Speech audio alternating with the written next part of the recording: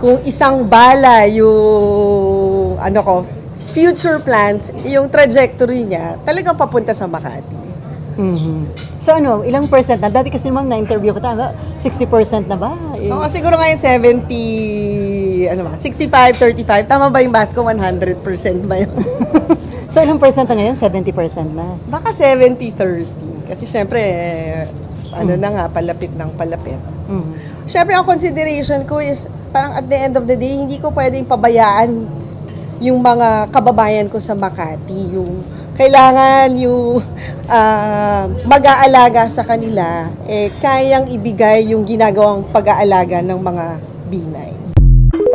Nung magbasa, 21 naging 23. Hindi ko sinabing 23 ang galing sa kanila.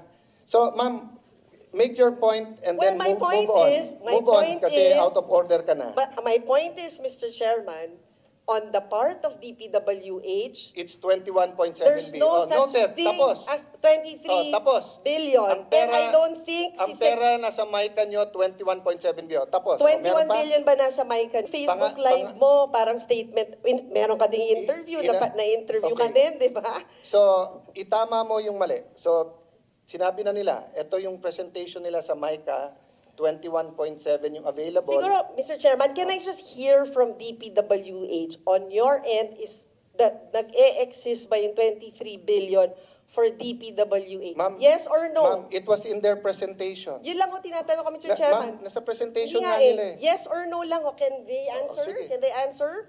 On your end, DPWH. There. Paulit- Thank you, Mr. Chairman. I Pa- made my paulit- point. There's no such paulit- thing as 23 billion sa Paulit-ulit na tayo DPWH. kanina Thank pa you, Mr. na Chairman. 21.7 billion. Kabuang Kanaday. Tapusin natin na maayos to. Senado to ng Pilipinas, hindi to palengke. Oh. Pakibalik nyo nga sa slide ng DPWH na yung 21.7 billion. Oh. Paulit-ulit tayo, Nancy, na... Ito yung picture. Sabi ko, first time ko nakakita siya nag-file pero siya mukhang guilty, di ba?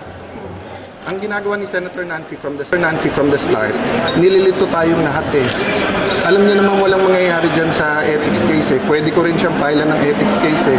Dahil unethical din yung mga pinanggagawa niya. Hindi ka pwedeng biglang hindi ka member, bigla kang manggugulo doon. Nagsasalita pa chairman, gusto mong mauna ka, pinagbigyan ka na. Tapos magwo-walk out ka in that manner. Even si Senator Miriam, hindi ganun mag-walk out. Diba? Meron siyang pasubali sa chairman or whatever. Pero ano mangyayari kung kakasuhan ko rin siya sa ethics, di ba?